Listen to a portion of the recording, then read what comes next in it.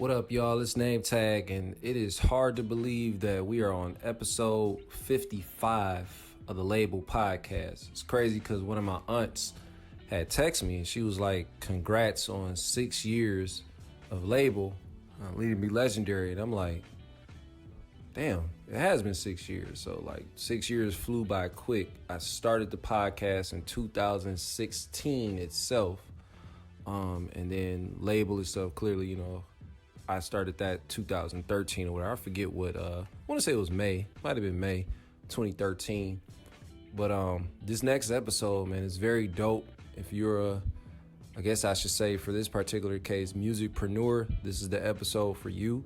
We have special guest Suzanne Paulinski on the line. We had a phone call because of the software I was trying to use. I guess it was just kind of giving us issues to connect to have the discussion, but I ended up using the phone. Basically just did a phone call to talk to her, and man, a lot of gems dropped. She works well with time management, just having that work-life balance with different, entrepreneurs, more so music artists, of course, is music-based, but man, has a very dope, interesting history just in the music business on the mainstream level. So, yeah, man, it's dope. Get into it. Share it with your folks. Subscribe to the podcast on Apple Podcasts, Spotify now, of course, Stitcher, Radio Public. Share it with your people. Share it with people. Comment, leave a rating, leave a review. Let everybody know that you're rocking with the show. Subscribe to the mailing list at leadingbylegendary.net. I ain't gonna hold y'all too long. Get into the episode 55. Yeah. We gon' shine on, bet you ain't gon' block the champ's light. That's why we gon' work, win, repeat again. Work, win, repeat again. Work, win, repeat again. Work, win, repeat. Say we gon' work, win, repeat again. Work, win, repeat again. Work, win, repeat again. Work, win, repeat. You feel me? You feel it or not? A walk in the forest is more than important when human and nature collide. Pardon me hoping, but pardon me open. When nothing was working and Junie was choking, and I wasn't feeling the wave of the motion. When darker was better, the moment was golden, the body was... All right, check. Y'all tuned in to another episode of the LABL podcast presented by Lead and Be Legendary. I'm your host, Nametag Alexander. Make sure you go to the website, leadingbylegendary.net. Order yourself some merch, t-shirts. We got the fitted hats. We also have the snapback hats as well. New music is on the way. Until then, download the single Work, Win, Repeat, produced by Black Beethoven, also featuring Junie, and the Hello Victory EP is still available. We're going to get right into this episode. We have special guest, Suzanne. Is it pronounced Paulinski? Is it Paulinski? How do you pronounce it? You got it. I nailed it right. I did not want to miss your last name. We got the rockstar advocate on here, Suzanne Paulinski. Great podcast, the music-preneur podcast. You almost butchered the name. I listened to the show as well. So, yeah, we got her on the show. Great podcast of her own. She also runs the Rockstar Advocate, which I believe the website is... Well, I'm going to let you do all that. So, jump in, Suzanne, when you're ready. Hey, everyone. So, thanks so much for having me. And, yes, as you said, I run a company called the Rockstar Advocate. Our website is therockstaradvocate.com. And my podcast, The Music-Preneur Mindset, is all about just trying to find that balance, that work-life balance. I always tell people, how to decrease that overwhelm and avoid the burnout so that we can have thriving careers in the music industry. Because after almost 20 years in the music industry, I've just spent a good 10 of those years burning out and being told to hustle and grind and all the things that we get told all the time, and that led me nowhere. So after a lot of struggle, I have found a better way to do things, and so I'm trying to do my best to spread that message to, those DIY independent musicians trying to wear so many hats on their own, and find a way to do it without feeling like they can't ever get any sleep or they can't ever do anything else but their career. Oh, man, you preach to the choir, because everything you just said is me. I'm that artist. Yeah. See, it's interesting because I had always been following your podcast for some time now, and I would go listen to episodes here and there. I'm like, okay, I listen to so many, so it's kind of difficult to juggle. So sure. Then I come across an episode of the Savvy Musician show with Leah McHenry, which I also frequent. And then I happened to see an episode, and they had you on there. So I said, well, let me check this out. So I really just dove into that episode, and I was like, okay, yeah, I need to reach out to actually get her on the show so she can break this down, because I know so many. And see, I'm in the hip hop industry, so it's very like you already got to deal with like a fickle audience when it comes to like you being an independent artist. Sure. So then on top of that, you know, especially if you're like me, myself, I handle not only am I recording the music, I'm, you know, writing music, recording music. Most of the time I'm doing a lot of the graphic work, so a lot of it becomes overwhelming on top of being a parent. So I said, well, it's just not me clearly that's dealing with those same type of, you know, obstacles. I'm pretty sure it's millions of other independent artists that have the same day-to-day issues with that. So I figured, why not reach out, have her come on, give it from her perspective on how to maintain a work-life balance. Sure, and thanks so much for tuning in. And yeah, Leah and her whole savvy musician community is wonderful. So I'm blessed to have been on that podcast, and thank you for reaching out to me as well. Absolutely, no problem. I appreciate you for coming on. What are some ways to maintain a work-life balance, just like the basics? Well, the basics are really, first and foremost, just to slow down and hit pause for a second, because I think so much, I mean, I'm Queens born and raised, and I grew up in the hip-hop kind of field, too, when it came to music. I mean, I'm not an artist myself, but I always tended to work with the hip-hop artists in my community, and we go and we go and we go, and we don't know the meaning of just slowing down and taking a breath, so we very quickly lose sight of what we were even working on in the first place. And I often tell my clients, you know, we start to be reactive rather than reflective. And what that leads to is just kind of putting out fires as they come to us, rather than having more of a control about where we're putting our energy every day, what we're doing with it, where our focus is. So really, if you just stop and just take an afternoon, take an evening to either hit pause altogether and come back to it the next day, or to just take a step back and say, okay, where have I been trying to go, and is what I'm doing now helping me get there, or do I need to pivot? Do I need to reevaluate what I've been working on? Because every day we work and we work and we work, and people come to us with opportunities, or we research something and we come across something new, and we don't feel like we're deviating. But you add up those days and you add up those days, and a couple of weeks go by, and then all of a sudden that goal that you set a couple of weeks ago is no longer really what you're working on, because we fell down a rabbit hole on YouTube of other things we think we need to be doing, and then all of a sudden nothing's getting done. So that's crazy that you say that, because that's exactly, like I say, I'm guilty of it. Now, myself, many other artists are like, you're explaining, I'm visioning in my head like, Yeah, I did that last week. I definitely went down a rabbit hole of YouTube, because, you know, the algorithms are designed to, like, meet you. Like, okay, this is what you need to watch, and this is what you need. It's like, oh, man, so wait, I was doing this wrong the whole time. And you pointed out at the beginning when you said for, like, 10 years, you just followed this whole, you know, hustle and grind mentality, because that's what we were told to do. And I'm guilty of it, trust me. Like, for a period of, like, I would even, like, 10 years is accurate, because literally from, like, a period of 2009 up until now, like, I found myself just constantly just releasing music, and not only getting better at it, but learning something new with each experience. And there would be things that happen, you're like, okay, great, so there's progress, but in the midst of it, it's like, man, I'm feeling burnt out, though, at the same time. Is this supposed to happen this soon? Like, I don't think this is supposed to happen, like, this soon. Like, this is kind of crazy. Then you're painting this picture to where, you know, you have people telling you, well, it took such and such, or, you know, just comparing artists, which is never really a great thing to do. Or even with an artist, like, it's not going to happen overnight for the most part. But I also believe now more so in working smarter. Right. You know what I mean? So that, and it's a really hard thing to trust. Because it's just ingrained in us with this industry, to just, you know, you gotta grind, you gotta prove you want it, and especially in the hip hop community, that, like, this is what it is. It's very competitive, and you're made to feel like the next person's gonna sneak up behind you and take your spot, and the next person's gonna want it more. And, you know, the sleep shaming of, you know, I'm on 1 hour of sleep. I'm so tired. And the other person's like, oh, I haven't slept in 3 days. And the other person's like, well, I haven't slept in a week. And somehow along the line, we let that tell us, that means they want it more. And I don't know if I can curse on here or not, but no, yes, feel free. It's bullshit. Let your hair down. Definitely. Like, that's bullshit. There's absolutely no correlation, but all through my 20s, where I was working at the major labels and doing other things, like, I fully made myself believe that if these other people are getting less sleep than I am, then I'm not wanting it enough, I'm not working hard enough. But eventually it all leads to burnout. So either one, people are lying about how little sleep they're getting, or number two, they're relying on other substances to do it, which is like, okay, that's your business, but I want to be alive. I don't want to be a part of the 27 Club. I don't want to be dead before I'm 30.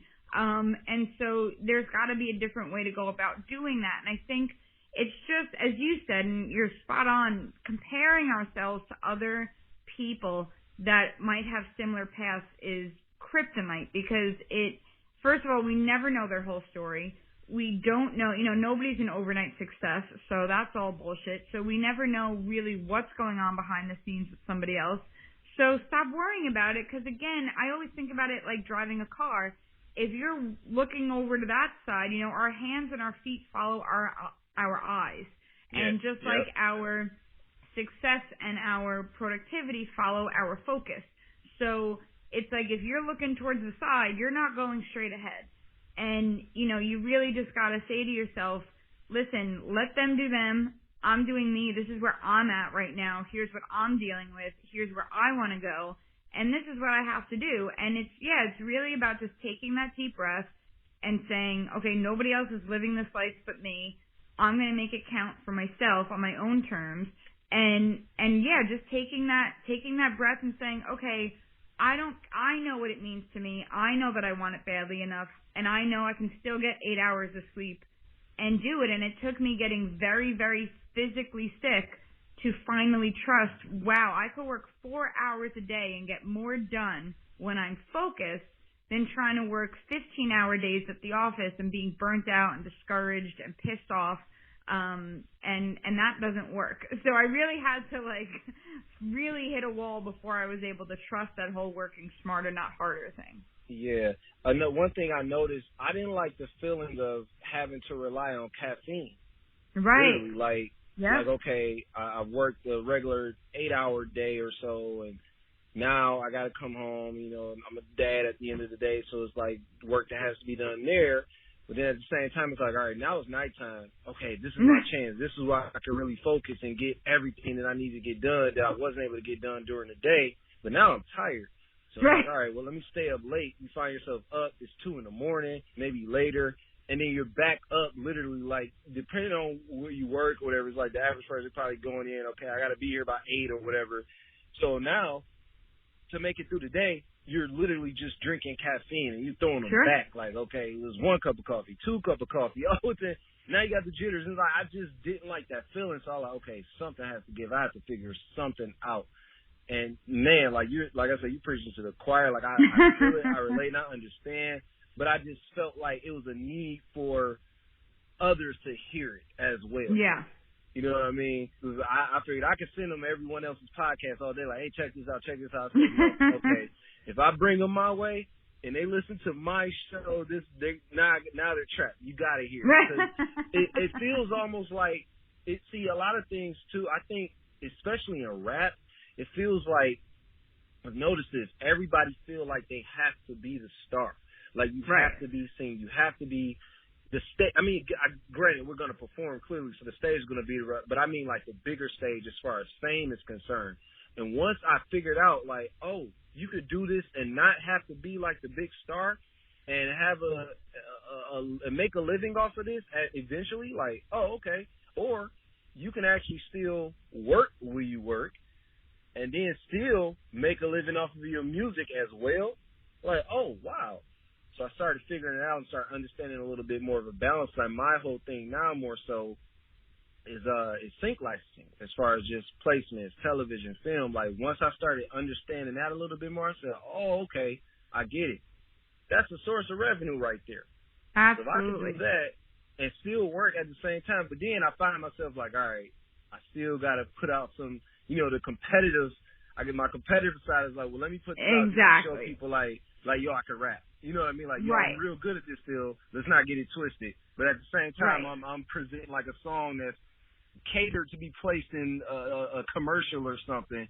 So it's kind of like weird. It's there where it's more so like I'm putting out the song just to show that I can rap, where it's like, okay, I still have fun with this, where now I've managed to balance out the more so the work end of it.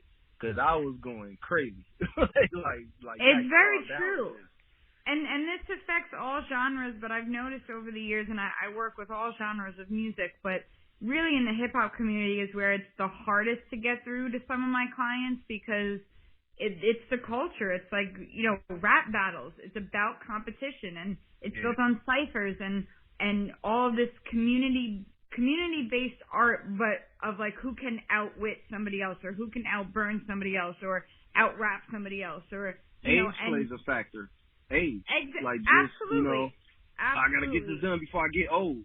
You know right. what I mean? And you have to also know what the other person is up to so that you can reference them and you know what their story is and you know who's doing what, and everybody's got to know everybody's business. Like it's definitely a more cutthroat genre where if you're a singer-songwriter, like you just go write your songs and you sing them, and you know it's not as trying to one up somebody else. It's not as much a part of the musical culture. But I also think there's a difference between knowing, okay, just like in sports, you can be competitive on the field, but then when you go home, you got to live your life for you and not worry about, well, what's the other athlete doing when they're at home, and you know, what are they eating, or what's their exercise regimen, or it's like, no, you got to do what's good for you and like what works for you. So I think it's also having that on and off switch where it's like when I'm in the booth or when I'm on stage, I can, you know, get that competitor out in me, but when I'm doing my business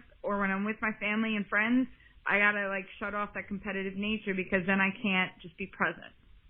Yeah, it's difficult. Like, it got to a point where I was literally sitting down, like, flicking through channels, and I was like, all right, I'm gonna try to watch something different. But then I found myself, like, watching Unsung. I'm like, dang it, this is music related. Like, how did I end up here? Like, this is all music related. I was trying to do something so different. Like, it's difficult because you get so engulfed in it to where it's like, I feel like, it has to be that 24 hours a day, when really it doesn't. So I honestly can say I was one that struggled with work-life balance. Like, I'm really just now figuring it out. 2019, literally. I'm starting to get an idea for it, I guess I should say.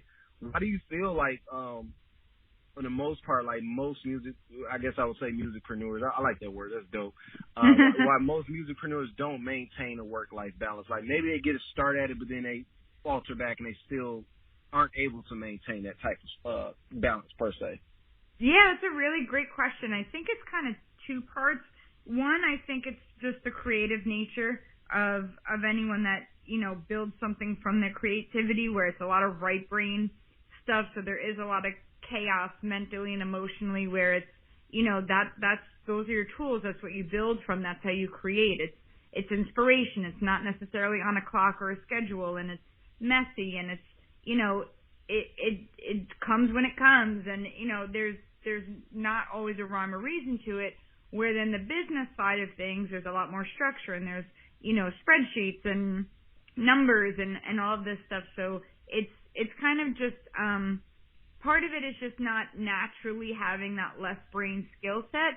But then another part of it, because ultimately you can always learn those skill sets with some healthy habits and some structure and some accountability. But I would say the second part of it is I truly, truly believe, you know, we're taught within this music industry. I mean, if you look back at the way the industry used to be decades ago, where you had, you know, the big labels and the radio, and anybody who was going to be an artist had to be of a certain, you know, caliber, or of a certain, had those connections to get into a studio, to pay for, you know, professionally done music, and then to have those connects, and then the label signs them, and then the label does all the business stuff for them, and they just need to go perform. And then, you know, it could be all sex, drugs, and rock and roll because the label is taking care of everything. And then once, you know, technology grew and you could get your own laptop and do your own music, I mean, the floodgates opened because as humans, we all have that creative expression, but nobody ever really thought to do it if you didn't have those connections or the resources to do it before. So now that you do, then we've got, Reverb Nation is the largest membership of musicians out there, and they have 4 million members. Wow. And that's not even everybody. I even know artists who aren't on Reverb Nation yet. So, it's a huge, huge universe of people feeling free to put out their own music. But then there comes kind of this, I want to say what's the word I'm looking for? This deservingness of well, then I need representation. I've made a song, so then I deserve representation, and I need somebody to do this business for me.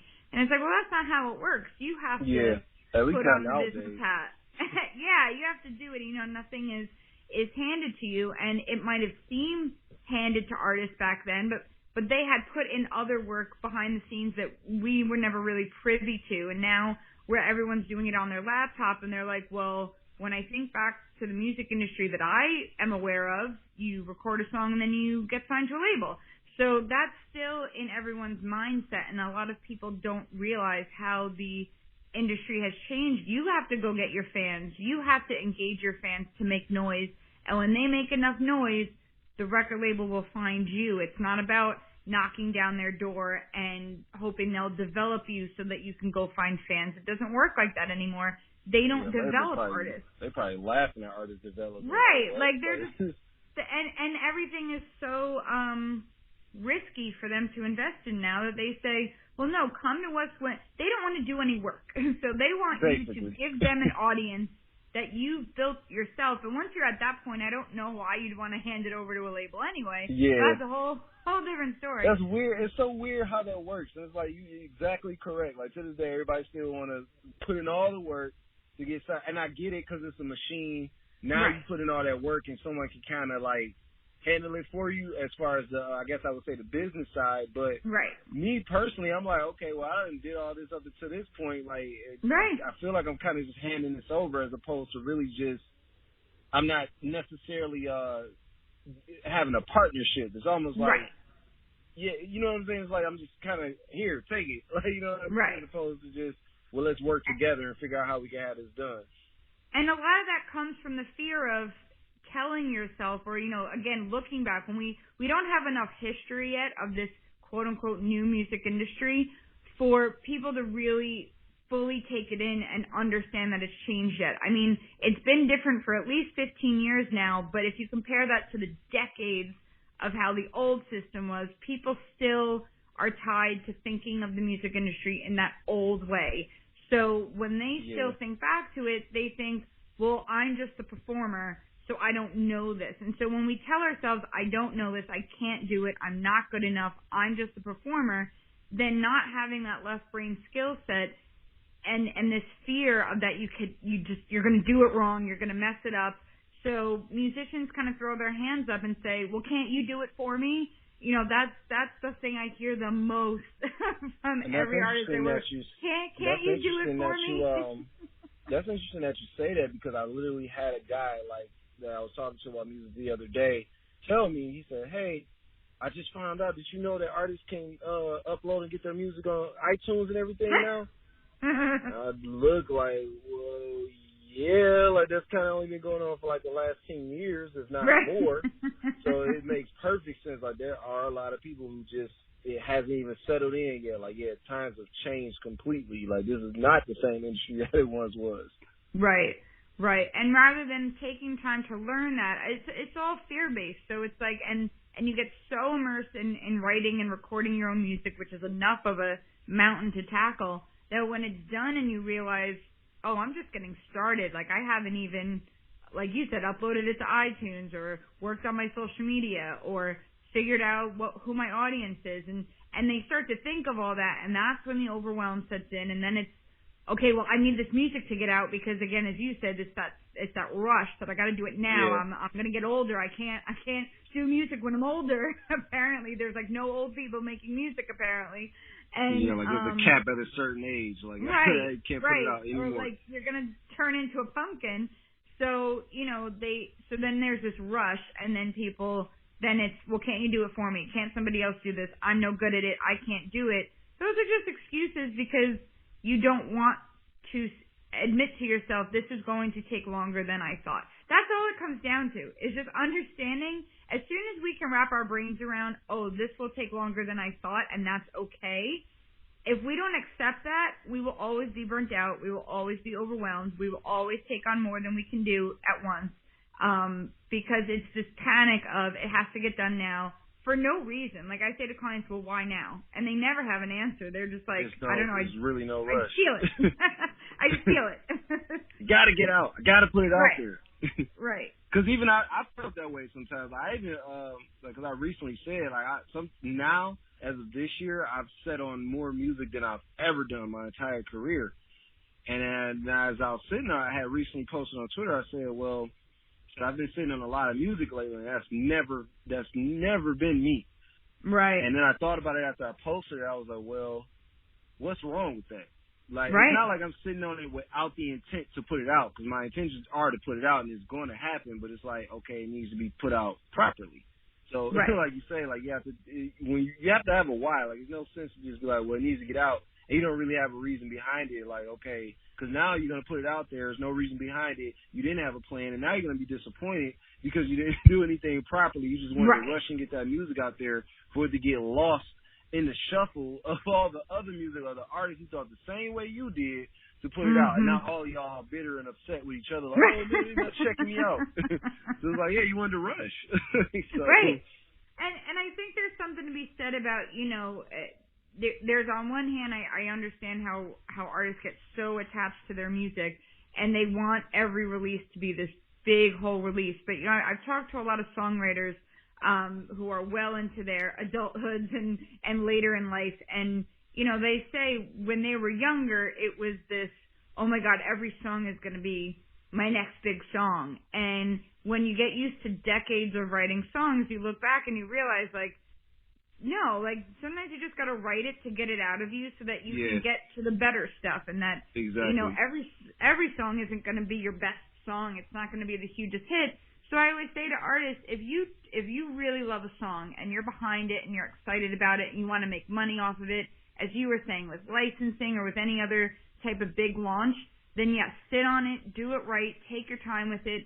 If your goal is more wrapped up in, listen, I'm a rapper and I rap about current events and I'm always in the moment, like, yeah, if you're going to make a song about the 2020 debates, don't sit on it and release it in 2021.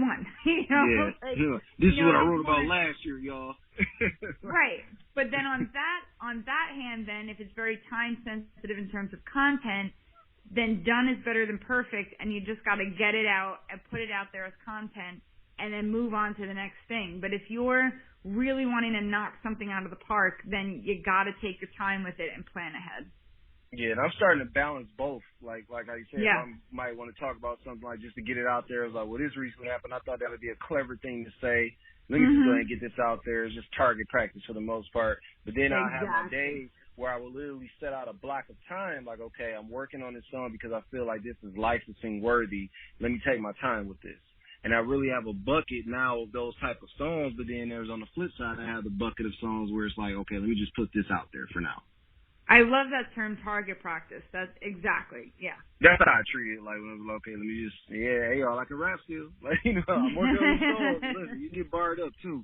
Now, with everything going on, like, as far as work-life balance, is it different in different countries? Because that segues me to my next question in regards to that. You travel often teaching work-life balance. So is it like the same thing across the board, or is it different when you go to certain countries? Well, I don't go to a lot of different countries. I have clients in different countries, but I also Skype with them. I do travel a lot throughout the U.S. talking at different conferences. But I know from my clients in different countries, it's basically the same. I mean, there was a time like in Europe, and they do have a little bit of a better, in terms of their work hours, where they're used to taking a longer break in the middle of the day, and they're not as much of a rat race in Europe as opposed to in the U.S. And same goes for like Australia, where they do take 6 weeks of holiday, as they call it, throughout the year. So, there's a bit more of an emphasis on self-care, especially like in Australia and New Zealand. And I've definitely noticed that. But I think overall, just given the 24-hour news cycle, the smart devices, the being attached to the computer all the time, Jim Quick is a brain productivity expert. He works with Will Smith and Tom Cruise and all the big movie stars and the Avengers cast, and he works with all these big wigs with how to get the most from their most brain power. Right. And he said something a few months ago on Twitter, and he said, we used to type in our away messages on AIM, we used to type BRB for be right back, but now we don't use that term because we're always on social media. It's just always there. Right. It's never really, And I think that's a huge component. Right. And I think that's what screws up our work-life balance, because it's not so much, which country, values family time more or values, less, more working smarter, not harder.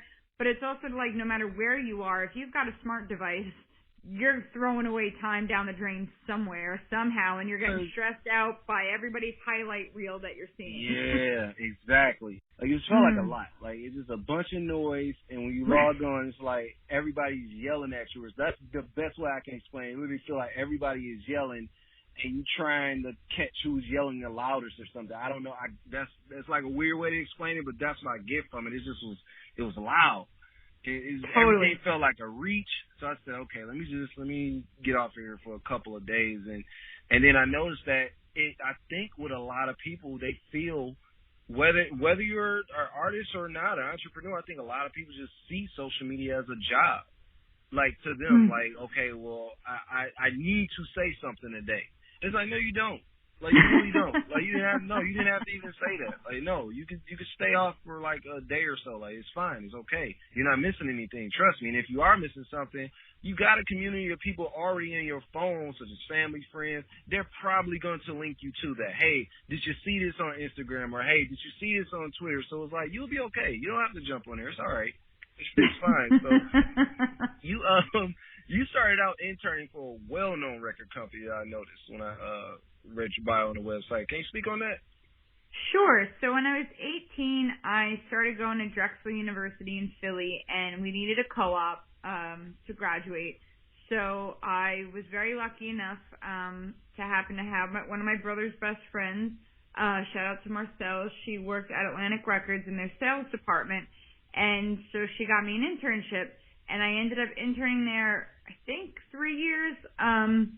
And during the time I was back at home in New York, I would go work in their offices, and oh my God, I mean, this was heaven for me, and I'd still be there as their intern if I could pay the bills. We only got $4 a day, so it wouldn't help me, but it was one of my favorite things to do because, a lot of the interns were stuck getting coffee and lunches for people, which I definitely did, but I demanded they give me more work to do. I had to put in like 6 hours. I was there 8 to 10, or if I had to be there 4 days a week, I was there 5 days a week, and going to different departments when there wasn't anything for me to do in the sales department, and just asking to sit in on meetings because they had all the artists that I grew up listening to. I mean, we had Brandy and Little Kim and ODB and T.I. and Missy Elliott. I mean, you were there at peak Atlantic. Okay. Oh, yeah.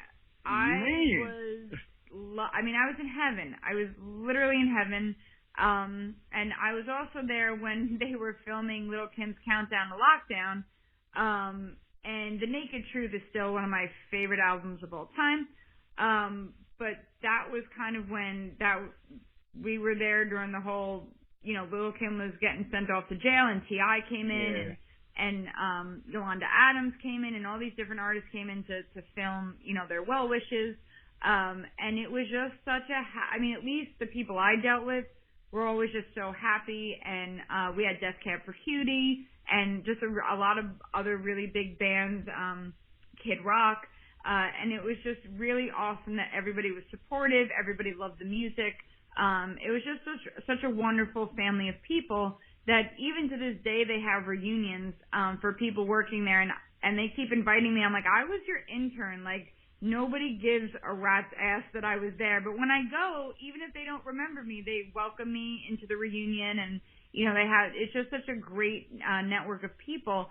And Lou Playa, who went on to found Reverb Nation, he was working at Atlantic. He ran, he was one of the head people at LABL Records at the time, which was a subsidiary. And I used to go bother him and ask him if I could help organize. Like, I was known for organizing everybody's closets. If I saw the supply closet was a mess, I was like, no, this has to be, I'll alphabetize your files. I'll make sure all your merch is in order. I folded all the T-shirts. I remember I found a box of really dusty Kid Rock condoms. And I was like, yeah, I think you guys should, like, throw these out. They're not helping anyone. Nobody's using these. No, sir, unless they want kids. That's certainly not going to keep anybody from getting pregnant. But it was just a really fun time to be there. And, like, 12 years later, Marcel actually put me back in touch with Lou. He had already started Reverb Nation, and he's been a great mentor and friend to me these last, 5 or 6 years, just kind of helping me get into the conference circuit and get some speaking gigs because, he remembered me and he was like, you were the one who cleaned out everybody's closets. That's, I remember that. And it was really just a great place to work on my networking skills. And, Lear Cohen was the head of Atlantic at the time. And my dream when I was 12 years old, I wanted to be in the music industry and meet Russell Simmons, Lear Cohen, and Rick Rubin. I still haven't met Rick Rubin, but that to me, Def Jam was my holy grail. Like that's why I wanted. Everybody else and everybody like doing that, man. Like wow. Yeah. So that was my start, and it was I was really lucky to have that as my start. It was a great jumping off point. And when I had to go back to school in between my summer internships, I was their college rep. So they had Atlantic is a conglomerate with Warner Brothers and Elektra, so it was WEA, Warner Elektra Atlantic. And during the school months, I would be their college rep in Philly, and make sure when the artists toured through town, I took them to their hotel, I took them to their venue, I set up interviews with local newspapers, and we did CD signings at local mom and pop stores, and that's what I did throughout the school year. So so it kept me pretty busy.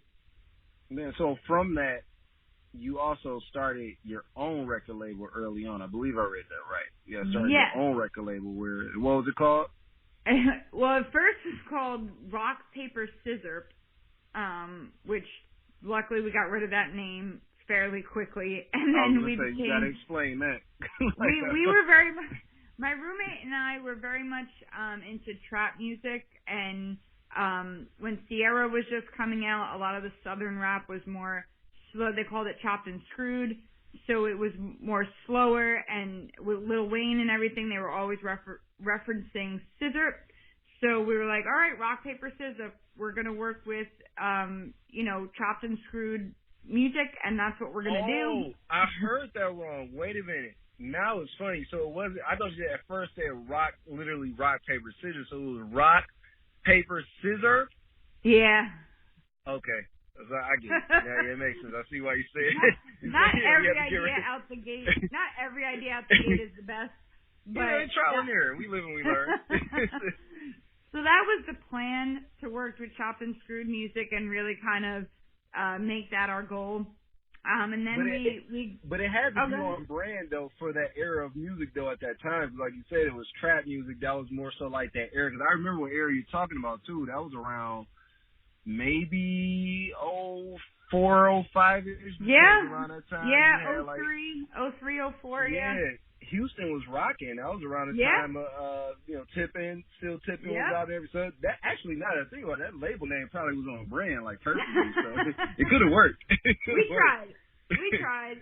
We started with that, and then we went to 9 to 5 Records, which was about, we called it Damn the Man, Play the Music. It was about leaving your 9 to 5 and doing music full time. And we did sign a band. They were called Hiptronic Electro Hop. That was their genre. It was a DJ, a drummer, and an MC. and I'm going to not mention the name of the artist. We did not end amicably, but it was definitely a very big life lesson. This was around 2007, 2008. We were, trying to book them on tours and doing the whole thing. We had these hoodies. Basically, we trademarked our own product line, which we realized iTunes, it was the digital music was coming out, but I'm very attached to my liner notes.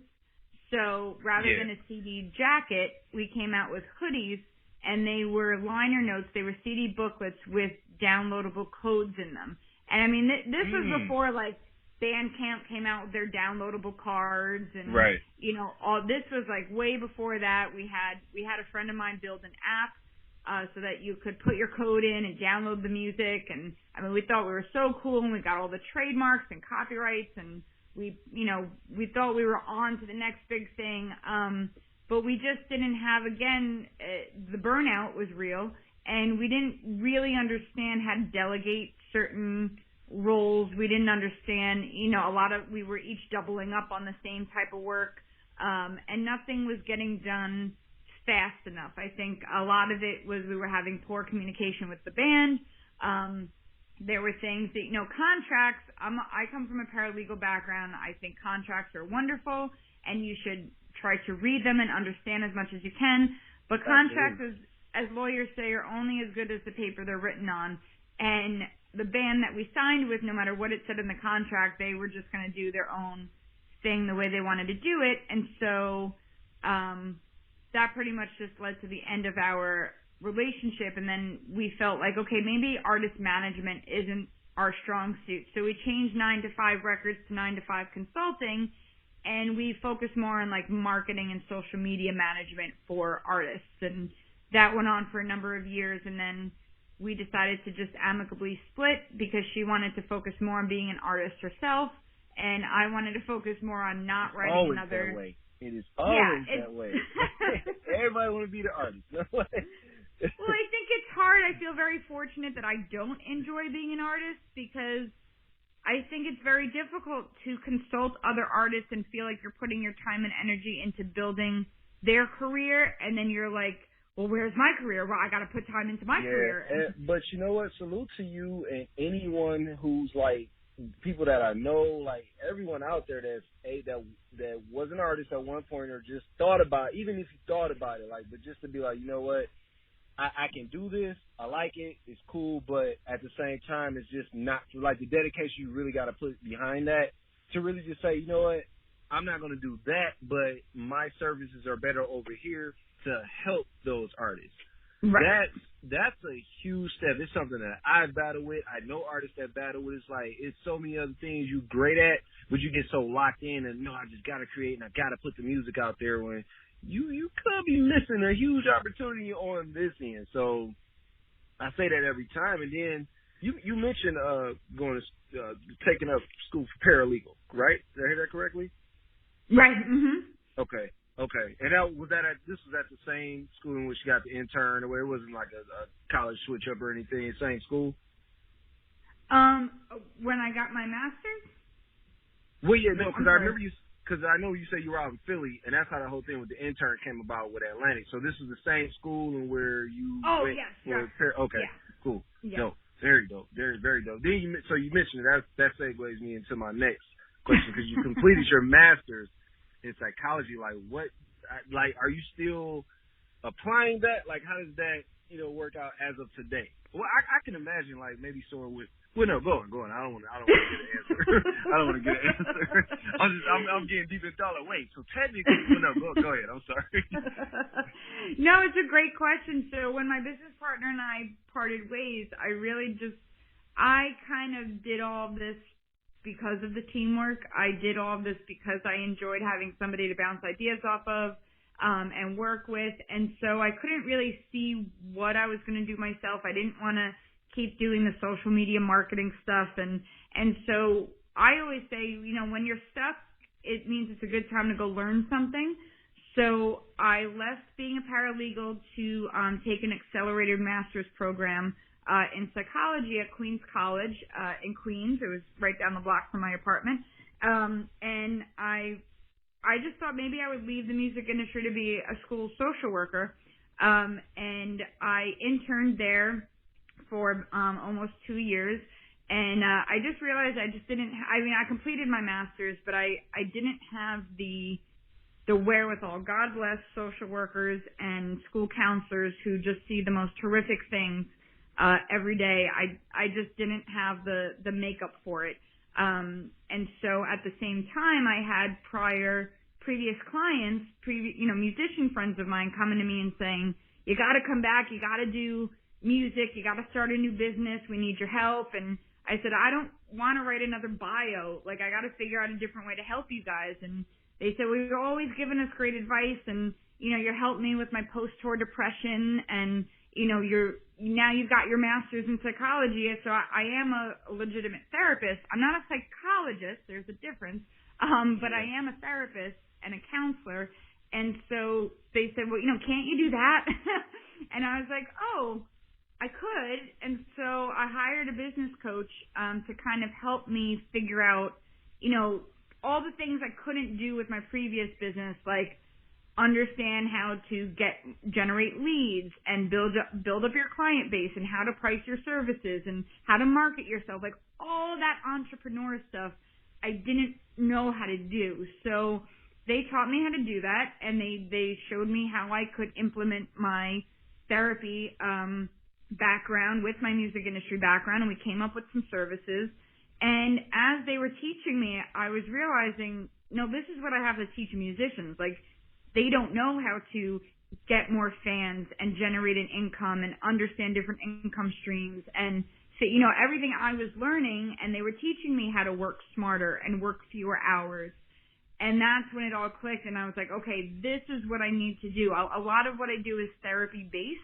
Right. I help, many musicians suffer from ADD, anxiety, depression, bipolar, borderline, yes. And I'm able to recognize that in them and help them come up with ways to move forward while dealing with those things. But at the core of it, it's figuring out, no matter what you're dealing with, how can you have, as you said, better time management, better work-life balance, and see yourself as that entrepreneur. Man, you see, when I read that, I said, I'm not going to ask her about her getting her master's in psychology. I said, we talking about but then I thought about it. I said, well, wait a minute. If she's doing this to where she's helping people with work-life balance and everything, I said, so wait a minute, technically she got her master's in psychology. Somehow that ties in together. So I said, throw it in here. I'm going to ask her anyway. So, man, that is super dope. Super dope. Yeah, because a lot of artists been a don't wild have ride. that. Yeah. Man. Amazing. So with you having the Music-preneur Mindset podcast, like, what do you see? I don't want to just ask you the future of podcast. Like I told you, when I emailed you the guideline, I was just like, well, I'm not going to put them in question form. I'll just put certain topics we're going to touch base on. So I want to just ask this question, like, where do you see the future of podcasting? It's so, like, standard. So I would say, as far as how music artists, because I was talking to a couple artists about this recently, but it's still fresh to a lot of music artists. They still got the mindset of radio where they do these interviews and they just think, okay, well, I'm going to be on a radio show and, it's going to be quick and, it's going to be just standard cliche questions. But where do you see the future of podcasting as it, in the line of work that you do? How does the future of podcasting benefit music artists? Or even, like we say, music-preneurs. How does it benefit that class of folks?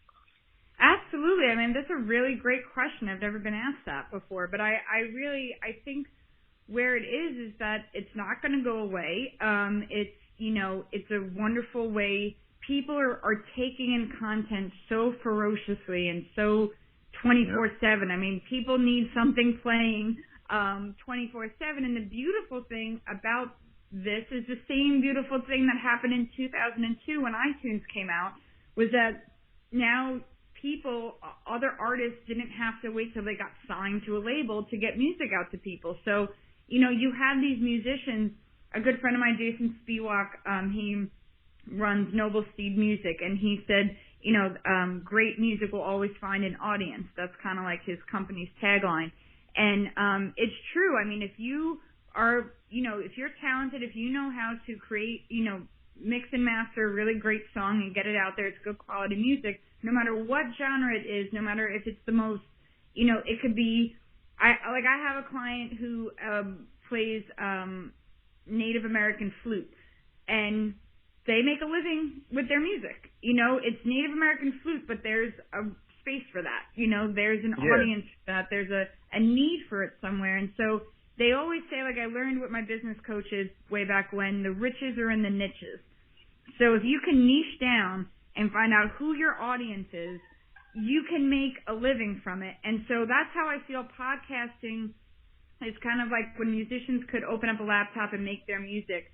It enabled people who really had very specific tastes of music to find those artists that made that music. And same thing with podcasting. Everybody's got something to say, and if you can do it well and say something that's interesting enough and engage your audience, they'll listen. And so when we get sick of TV, when we get sick of the same old stuff that's not very inventive or interesting, or when we're on the subway and we can only listen to, something in our headphones, we don't really like the silence anymore these days. People want something to digest.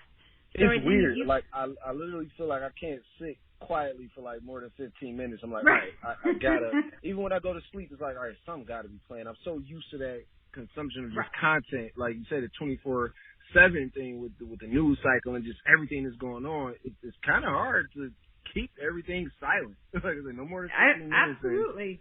And maybe it's not the healthiest way, but this is the reality. So I think if you have something interesting to say, if you have a perspective that you want to share, podcasting is a great way to get it out. I do believe, as I'm sure taking a moment to find the best ways to get it out. I mean, I spent maybe 3 months just kind of reading about, how do you publish your podcast? What's the best platform to use? How often should I do it? And I started batching my content before I release some episodes. And it's still a learning experience for me, but I think what's great for musicians is not only if you truly have something to say and you want to run your own podcast, do it. I wouldn't do it just because it's the big thing. There'll always be some big thing for you to get on board with. But from a different perspective, what musicians absolutely should be using this for is rather than trying to Pitchfork and Billboard and Source Magazine and all these things to try to give a review to your last mixtape or album or EP, is to reach out to lifestyle podcasts.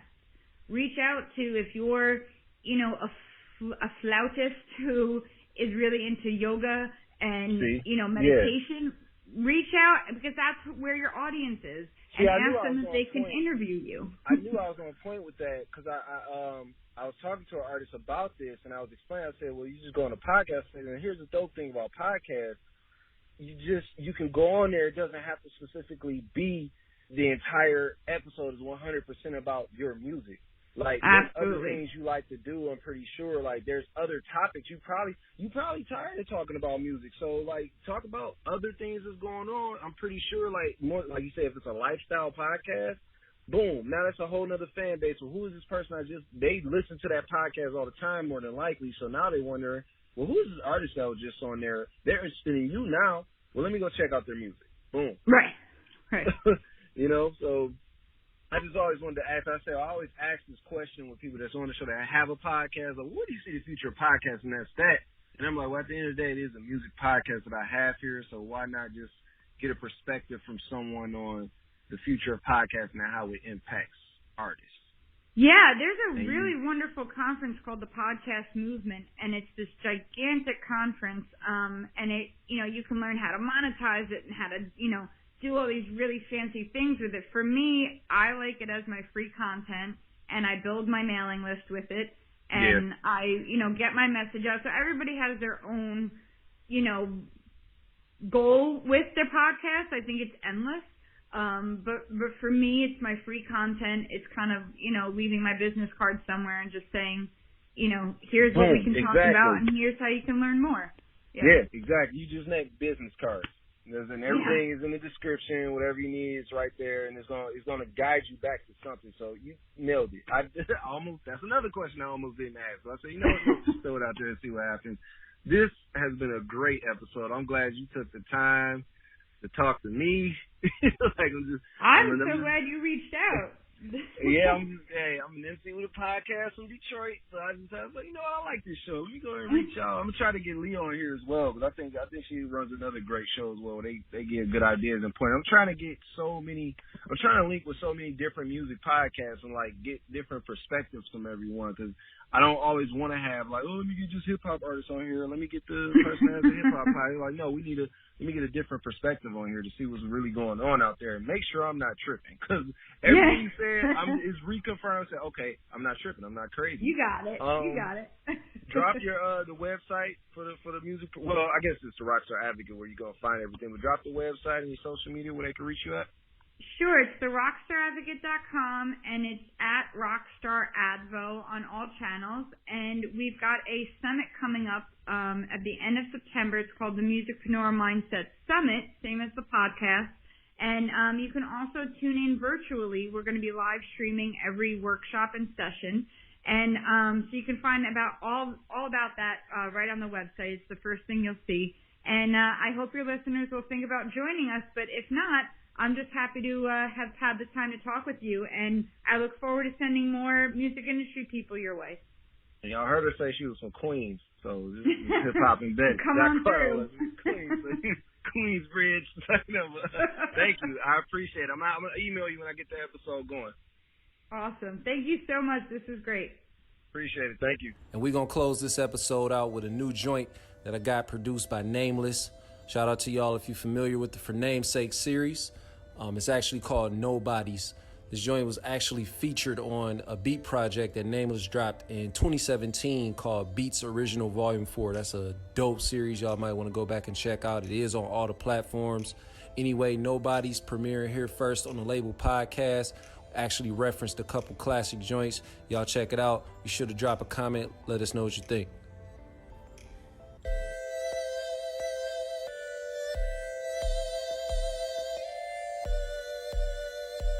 Let it breathe for a minute.